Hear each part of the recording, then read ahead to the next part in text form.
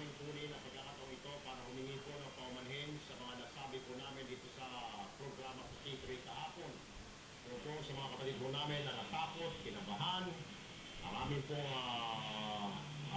kami humingi ng paumanhin sa iyo. Ito po kasi nandala po kami sa bugso ng aming mga damdamin bilang po kapatid ni Ramon Tulfo.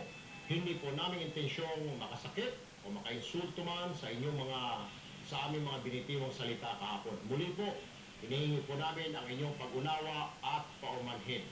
Lalo na po doon sa mga hindi po kasama sa problemang ito.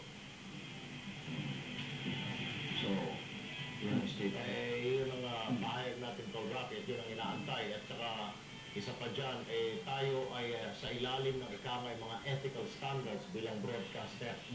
Tayo ay sumasailalim din sa company policies at ganoon din sa kapisan ng mga broadcasters sa Pilipinas. Na mga salita na ito at mga pahayag ay dapat naayon at nauukol lamang sa polisiya ng tinatawag ng ethics ng broadcast industry. Pero yun ang sinasabi ko. Yun ang sinasabi na. We have sent our message across, kaya ayun lang ho, masasabi namin. Sa mga viewers natin to. Yeah. Sa lahat ng viewers, yung pong statement na binitiwan ni Tol Erwin, ayun po ay paghingi po ng pamanhin kung meron man pong nasaktan, na-offend, na mga viewers hindi po nagustuhan yung mga sinabi po. May sakit sa puso. Na hindi violente ang gustong tema ng pinapanood.